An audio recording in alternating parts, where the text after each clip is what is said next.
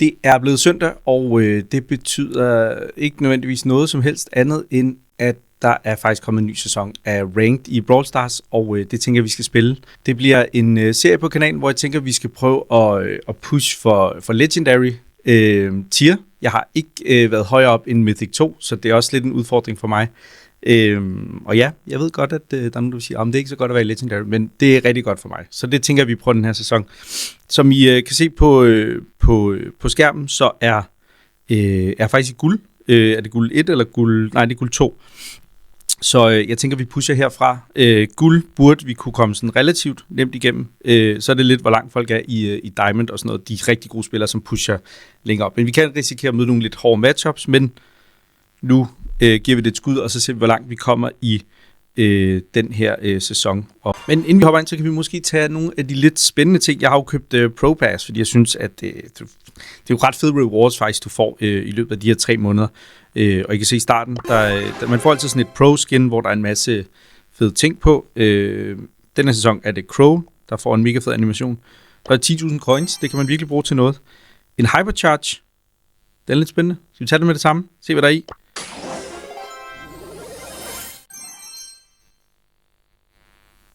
Hvorfor fik jeg coins?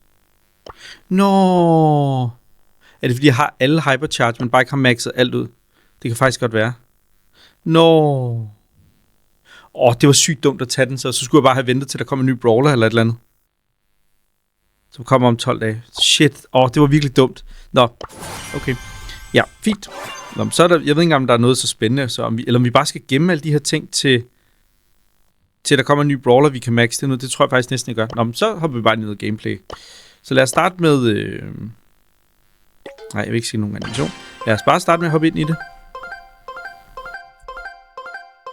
Jeg tænker, det kunne være grineren at prøve at spille, og det er sådan lidt en hemsko for mig selv, men nu prøver vi det lige an. Jeg prøver at se, om jeg kan spille så lidt som muligt med Sirius, bare fordi jeg synes, det er sådan lidt... Det er lidt easy på en eller anden måde. Cordelius, Mike... Prøver vi Carl i den her, bare fordi det er lidt sjovere at eksperimentere sådan her i starten.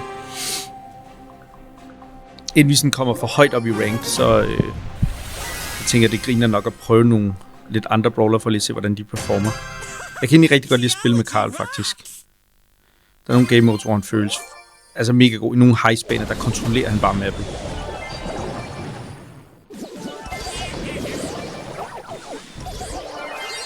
Man får altid mest ud af Carl, når man sådan har en mur, hvor man kan kaste hans økse ind, og så kan man få den tilbage hurtigere.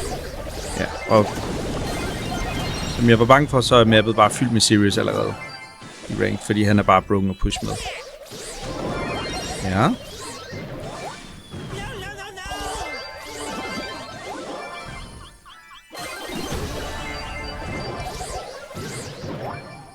Nice, well played.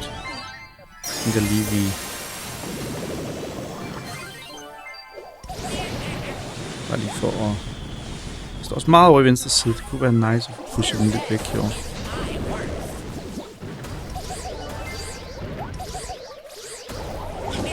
Ja, begge seriøst. Nice, well played. Jeg tænker, vi... jeg havde ikke lige set den der væg. Skidt.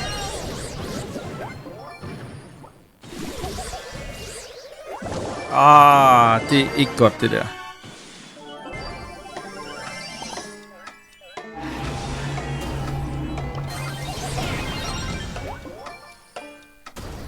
Jeg føler, jeg bliver nødt til bare at vente på et godt skud. Det bliver ikke godt, det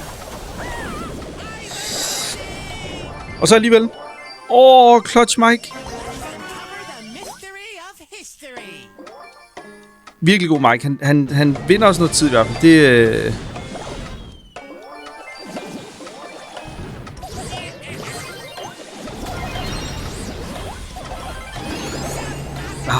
Kom nu. Stærkt. Det er sygt nok, vi er stadig i den, synes jeg. Okay, sygt. Okay, det er fint. Jimsen er længere op på mappet, det er det vigtigste.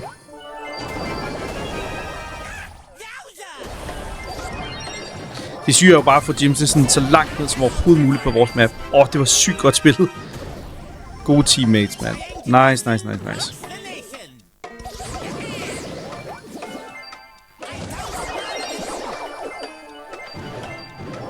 Sindssygt. Okay, clutch, mand. Clutch. Nice. Jeg vil faktisk gerne give fortjenesten til Mike. Han vandt os lige et skud mere i pøssen, skulle jeg til at sige. Og så et chaos drop.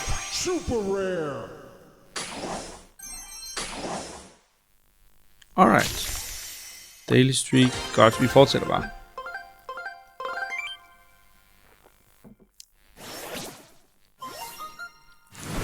Bounty. Lad os lige se, hvad teammatesene vender. Enten så kører vi bare fuld Assassin. Kører sådan noget Lily, eller så kører vi sådan noget... Det kan også være, vi skal prøve at spille Belle. Og så er sygt bare kun at køre long range.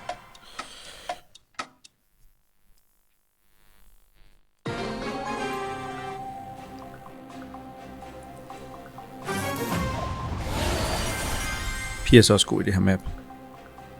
Piers er bare god i de fleste maps, faktisk. Jeg tror virkelig, vi kan holde dem langt nede på mappet.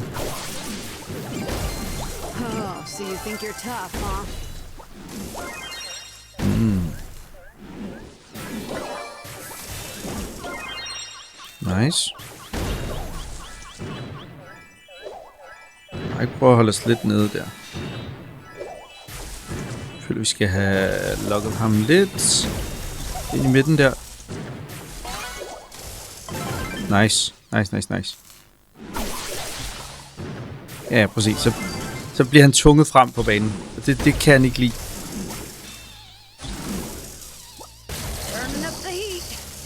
Super på ham. Godmorgen. Kan du være med? Skal vi spille duo? Ja. Jeg tænker, vi skal spille duo på et tidspunkt. Jeg spiller lige rank den her video, faktisk. Det kunne være meget sjovt. Ja, det kunne være grineren. Jeg er frisk. Jeg tænker lige, den her season, det bliver sådan en... Nu prøver vi lige at push rank og se, hvor langt det kan komme op. Nej, ellers tak. Er det vores eller jeres, eller? Nå, det er dit. Skal du sælge det? Ja. Fuck, det er sygt, jeg bare sidder og autoplayer. Så bare på autopiloten her. Nå. Det var Oliver. Du har også spillet Brawl Stars. Ja. Nå, du filmer. Jeg filmer? Det gør ikke noget. Det gør ingenting. Nå, det er bare lidt hej. Så hej. Her. Pokémon. Det kommer bare med. Fuldstændig. Nærmest. Fuck, det var skidt det der. Så vi tager på den der, fordi han laver sådan en... så taber vi den faktisk. Og lige... Ej, det var ikke dit skyld. Husk at like, subscribe, tryk på klokken. Ja. Det er det sidste, jeg har at sige. Ja. Og lige... og lige sige, at I skal huske at følge... Like, subscribe og tryk på klokken, siger han. Fedt. Nå, okay. Guld 3, vi fortsætter. Lidt ærgerligt. Okay. Hot zone.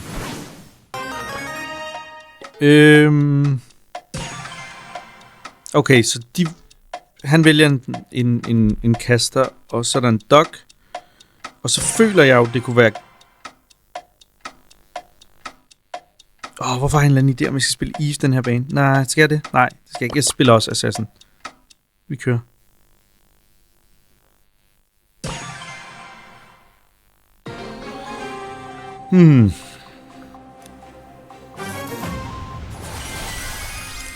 Så de kører også en semi-tanks og så en kaster. Så det er faktisk lidt spændende matchup der. Jeg føler, at jeg bliver nødt til bare at bruge Shadow og så ind i Mike faktisk.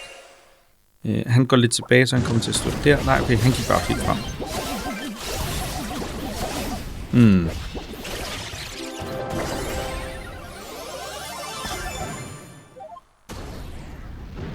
Okay, god dog.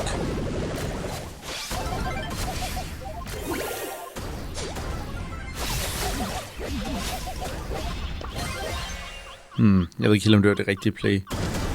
Men okay, det gav mig lidt tid til Doc. Jeg føler bare, at vi skal på Mike, faktisk. Det er ham, der er ligesom sådan...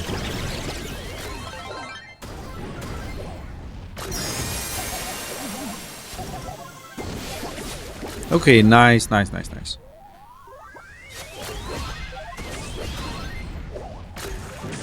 Altså, jeg føler low-key bare Mike, han skal holdes dernede.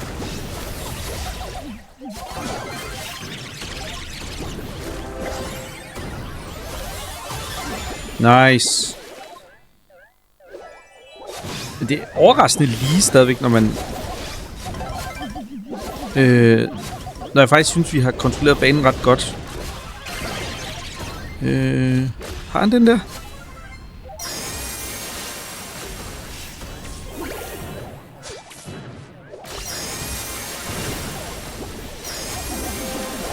Den skal vi bare have, den der. Okay, nice. Har vi også. Easy. Eller det var det ikke, men god dog. Jeg føler faktisk, det var en meget god team combo. Mod det her hold i hvert fald. Okay, vi grinder bare videre.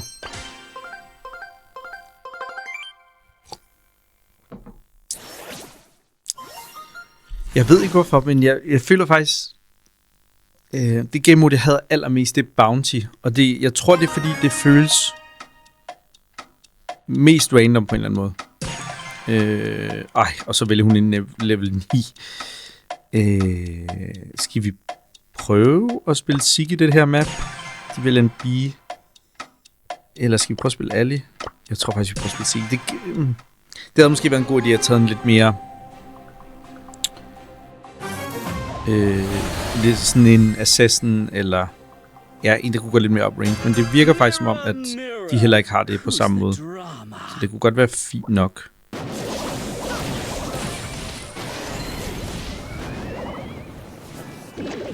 Faktisk bare, vi skal lukke ned for den der tick.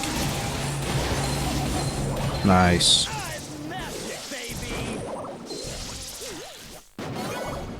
Stue er til gengæld lidt irriterende.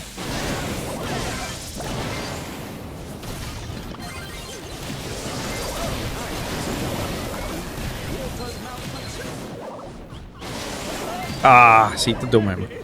Jeg skulle slet ikke gå så langt frem. Jeg skulle bare stole på, at superen havde den.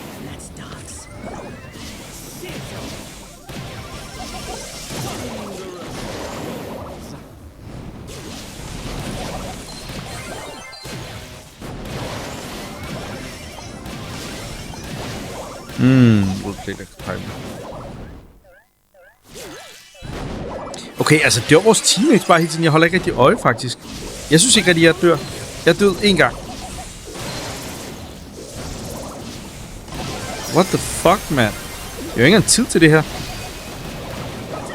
Fuck, man.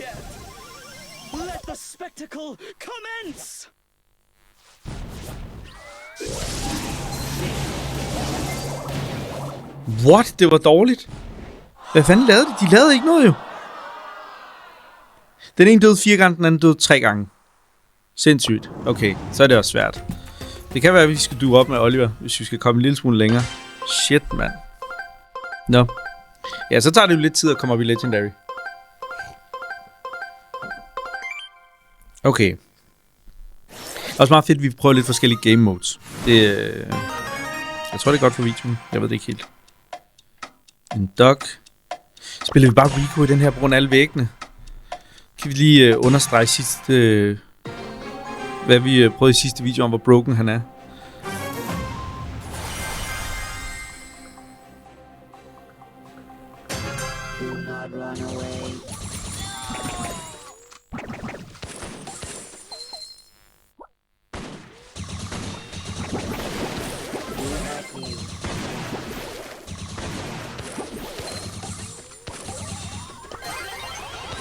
Nice.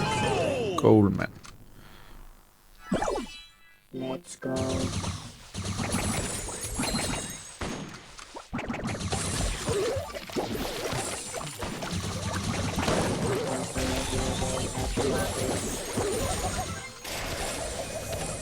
Okay. Hvad laver han? Hvorfor går han ikke bare i mål med den? Okay, den var easy.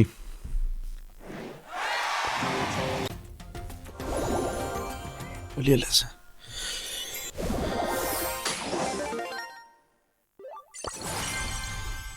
Okay.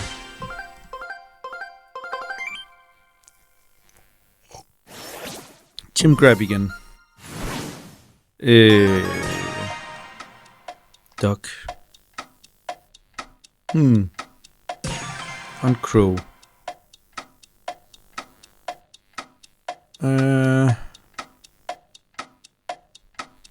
Det skal vi prøve Sandy. Det faktisk være et okay pick.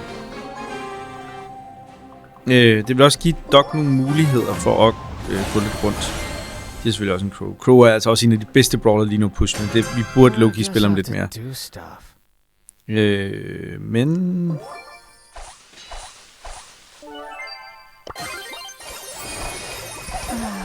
Nice. Og det er sådan Crow lidt. Nice. Han er virkelig god til at kontrollere areas, Sandy føler jeg. Må Crow ind.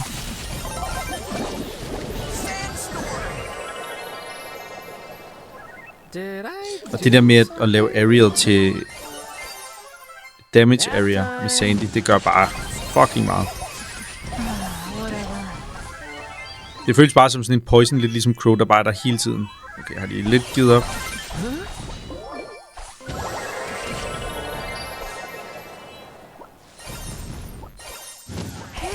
Nu kan jeg høre det.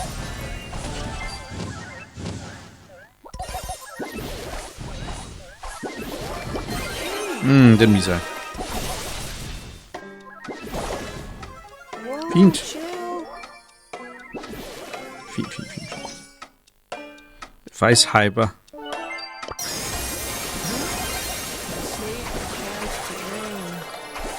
Så, fino. Den har vi også, ikke? Yes. Så vi burde stryge sådan rimelig hurtigt igennem gold og måske diamond. Men lad os se. Jeg kan godt mærke, at det bliver lidt mere sådan en grindy serie, den her. Lidt mere... alt efter, vi får teammates. Vi kunne selvfølgelig også bare stable et rigtig stærkt team af 3 teammates på, som var gode. Men det er også lidt grinerne at prøve at bare spille med randoms. Han ville han Doc, eller hvad? Hvad ville jeg? Jeg ville Doc. Jeg føler næsten, vi skal have en kaster. Skal jeg vælge Siggy igen? Han er der. Hvorfor er den så langsom til at vælge? Jeg forstår ikke helt.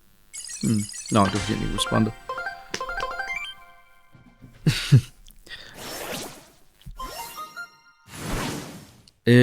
Undermine igen. Nej, det er en nyt map.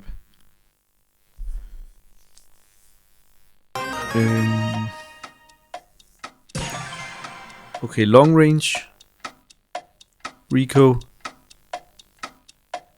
Jeg føler, det kunne være griner at spille alle i den her. Jeg ved ikke hvorfor. Jeg føler, han kan være så clutch i Gym Grab, men det kommer virkelig an på, hvad de andre vælger. Okay, vi prøver at spille alle. Og han svarede ikke. Nå, vi prøver igen. Det er et nyt map, det der, er det ikke det? Det synes jeg ikke plejer at være i ranked.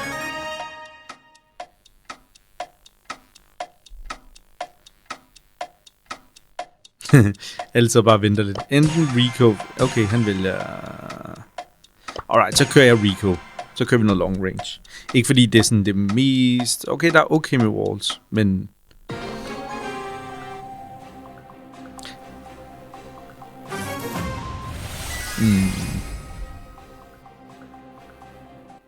Jeg har en Doc. Nu skal vi lige passe på. Og Eps, altid. Okay, Bibi går bare på. Det ved jeg ikke helt, om det er rigtigt.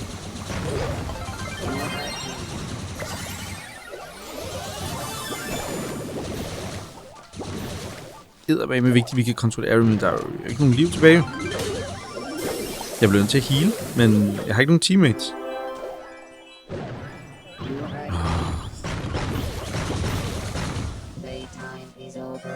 Nu skal vi altså Frank op på banen, føler jeg.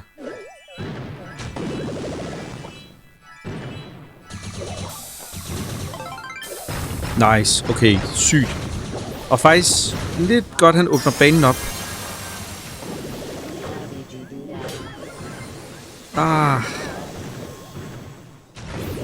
Det var en god hyper.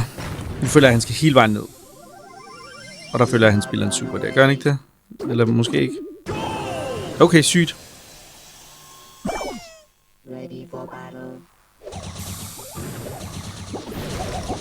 Nu skal jeg, altså, men det er så også vigtigt nu, hvor banen er åbnet op. Nu skal jeg eddermame clutche lidt.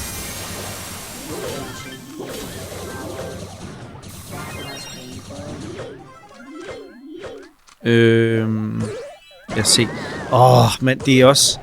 Han baiter mig, han gør. Og jeg falder i hver gang.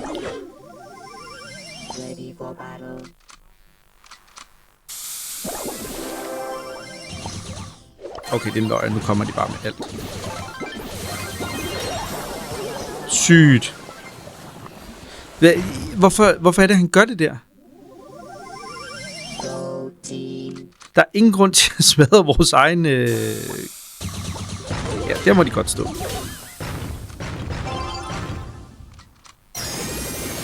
Så skal vi bare rykke det frem.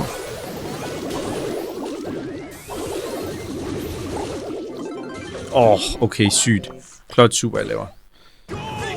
Også 2 gode hold på papiret, så den skulle blive tæt.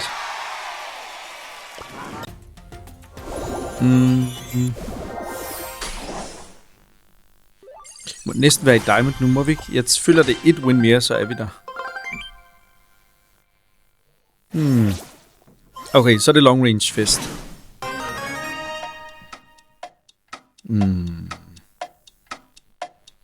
Jeg føler jo, en af de brawlers, der faktisk er en lille smule undervurderet i det her map, er faktisk Eve. Fordi hun kan ligge og rotere rundt mellem de forskellige broer. Fordi der er vand, og hun kan jo godt bevæge sig i vand. Rico er et griner nok valgt. Okay, lad os bare køre Eve. Er det mig, der er langsom igen?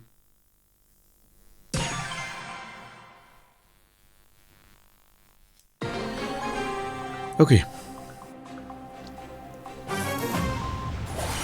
Og jeg føler, det er en lidt undervurderet ability. Lidt ligesom Miko kan springe til og fra, så kan man faktisk gå ind på hinandens lanes og hjælpe lidt til. Hvilket jeg faktisk føler er en ret god ability.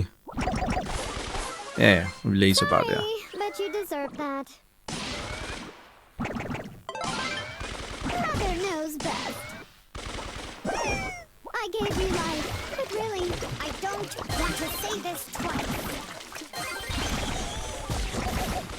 Okay, rigtig fin start. Se, nu føler jeg, at man bliver nødt til at gå lidt på Piper herom. Ja, den har vi.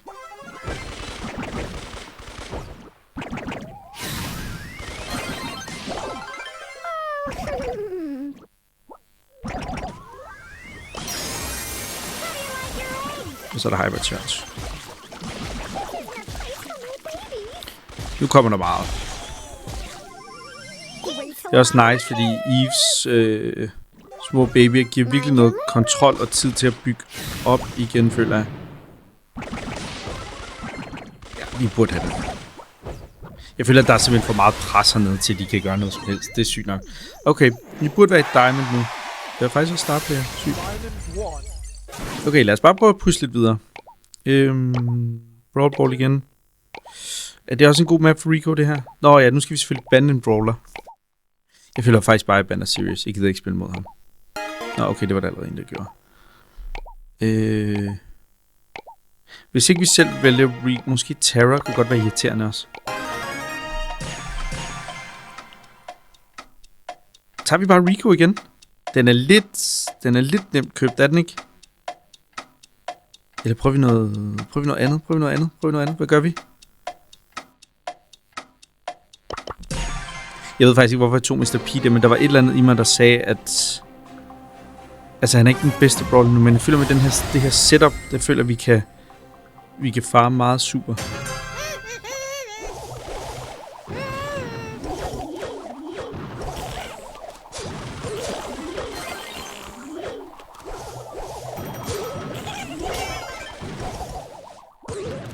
Og jeg tror, den der port kan være rigtig god, fordi Mortis vil gerne sådan ligge og dashe rundt på banen.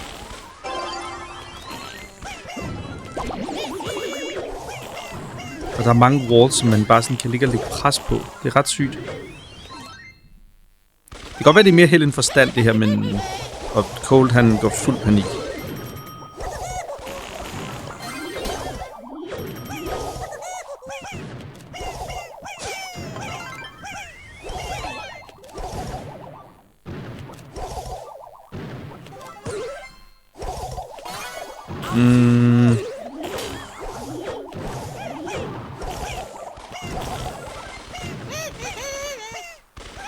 Og de bliver nødt til at bruge ammo på den. Det er jo også det, der er sådan lidt irriterende.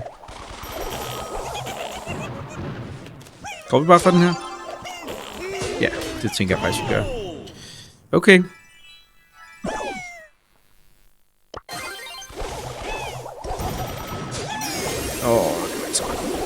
Det der, det kan godt blive dyrt.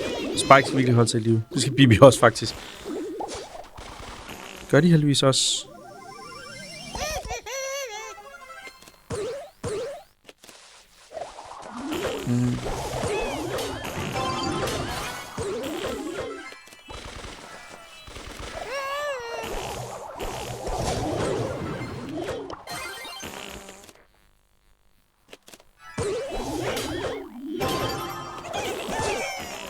Jeg ved ikke, om vi skulle holde lidt på bolden der.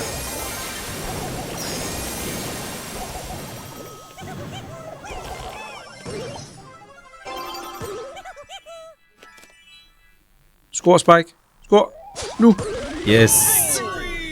Okay, sygt. Det var lidt random pick med Mr. P, det kan jeg godt se nu, men det er også... det var faktisk okay.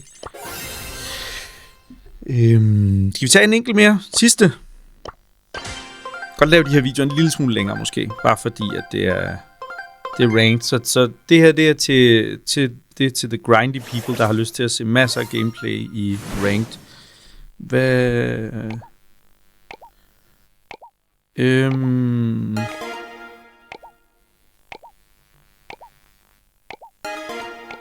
er irriterende her?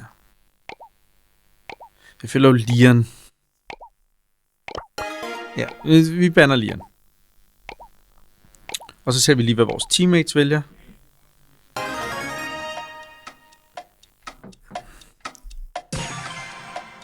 Og så en level 9. Det føles whack, mand. Ikke Primo. Edgar. Okay, så prøver jeg altså Crow. Jeg har en eller anden... Jeg tror, vi får høvl i den her. Jeg synes virkelig... det var skidt, det der.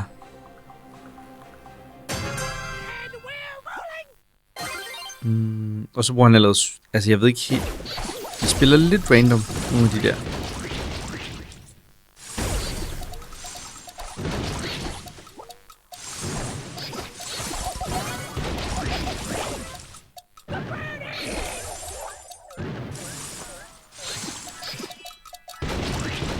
Vores Edgar er selvfølgelig allerede død. Klar.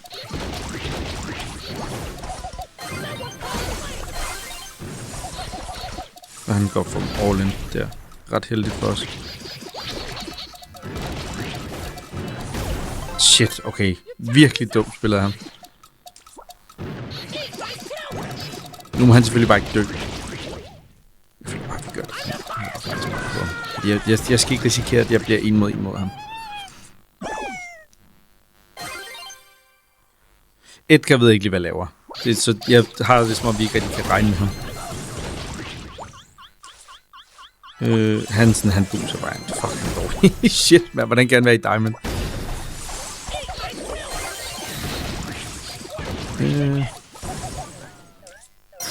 Vi har også hyper. Det er ret godt, fordi jeg føler lige, at jeg bliver nødt til at charge den.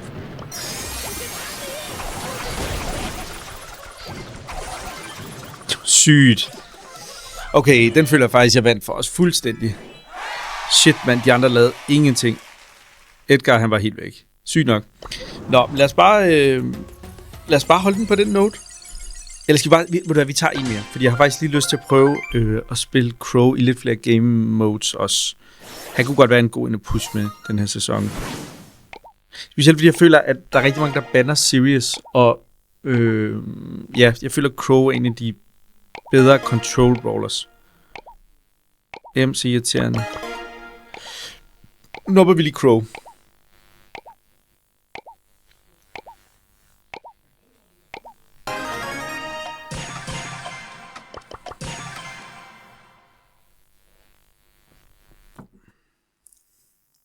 Og jeg havde faktisk besluttet mig, så uanset hvad for de andre valgte for vores team, så tænker jeg, at Crow er stadig et decent pick, uanset hvad dine andre teammates er faktisk. Fordi der er så meget utility i den måde, man kan presse banen højt.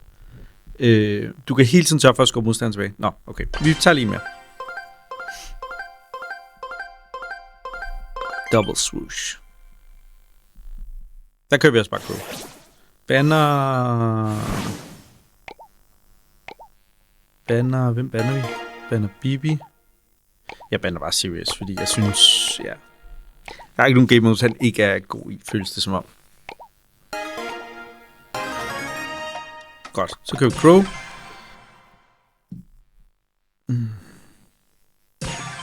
Shade. Okay. Kan godt se nogle gode plays. Der er mange walls og sådan noget. Hvad er vores sidste team? Groom. Okay, spændende choice. Sjov opsætning, synes jeg. Den er lidt spændt på, den her. Der er selvfølgelig også mange vilde plays, man kan lave med Shade, som kan være ret clutch.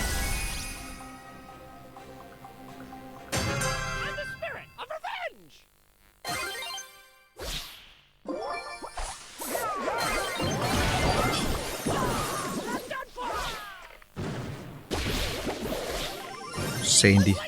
Jeg overvejede faktisk at bande Sandy, fordi jeg var sådan lidt, det gik fucking godt, da jeg spillede med ham. Og så tænkte jeg, Men jeg føler faktisk, det er virkelig decent pick til det her map.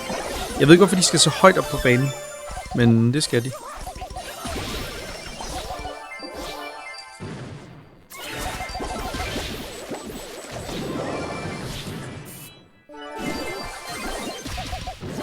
Okay, well play. Jeg føler, at jeg er klar på superen, hvis der skulle...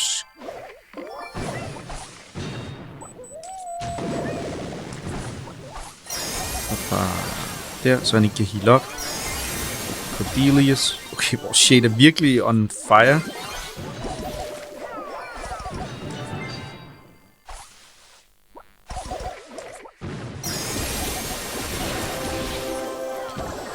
Jeg føler, at vi er nødt til super væk der.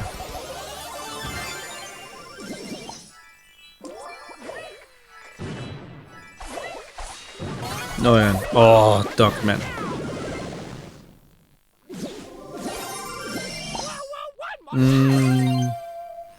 Jeg føler faktisk bare lige, at vi skal have super, så føler vi kan gå ind og dominere fuldstændig. Eller hypercharge her. Det er lidt irriterende.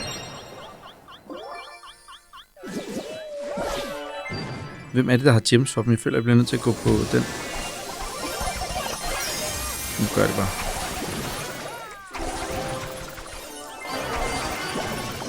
Den burde vi have. Nej. Nå, det er fordi han... okay, sygt. Jeg når ikke at bruge super. Nej.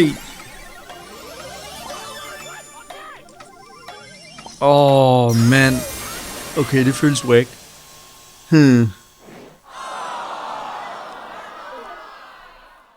Det... shit, mand. Okay, ja. Sådan det. Fedt. Vi er i gang med ranked. Og måned 1 kører 25 dage nu. Diamond 1. Vi skal se, om vi kan komme til Legendary i den her sæson. Det kunne være sindssygt. Tak fordi du har set med. Husk at smide et like på videoen, abonner til kanalen, og så kommer der flere videoer som ranked og brawler testing og brawler tier making osv. Tak fordi du så med. God weekend.